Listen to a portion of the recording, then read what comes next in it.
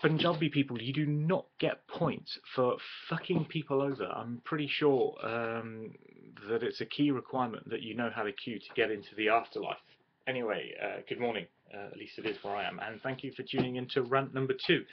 So let's just get straight on with it. Last time I was talking about how Punjabis turn into some kind of I Am Legend zombie shit when they get on planes.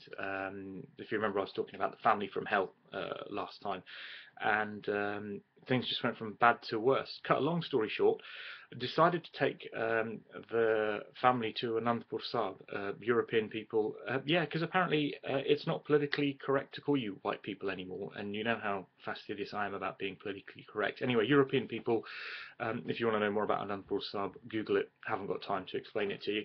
Anyway, well, I really wanted to go to Anandpur Sahib, but it's been a few years since I went last, and since then things have changed. They've opened up this fantastic new museum dedicated to Punjab and Sikh history, so really wanted to go and see that. The day got off to a fantastic start. We turned up, there was a ticket booth with queues, and people were fucking queuing. So yeah, Punjabi people, you do know how to queue, there is hope. And after you got your ticket, you didn't just go straight in, no, they held you in groups of 150 to manage the traffic flow, and sent you in that way. So I was in queue heaven. Actually, the more you listen and tune into these rants, you're going to realise I get pretty obsessive about things like queues. It must be my European upbringing. Anyway, yeah, so there we were, me, the manettes, in the queue, joking with people, laughing, but it couldn't carry on like that. In the end, reality had to kick in. They opened the door, and after that, everything was a kind of haze. I've never seen that many brown people move so quickly. Actually, no, I tell a lie. That's not true. If you've ever been to a Punjabi wedding where the hosts have decided to do a self-service buffet for the main meal, yeah, you kind of know it gets to about 4 o'clock. People start looking at each other nervously, and then it happens. The DJ announces that the buffet is open, and then at that moment, 300 well-built Indians all rush to the buffet. It's a fucking stampede, and if you get caught in that, it's game over.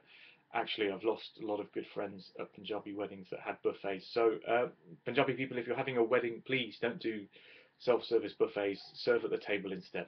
Anyway, like I said, the door of the museum opened, and I'm sorry to say, Punjabi people, you lost the fucking plot.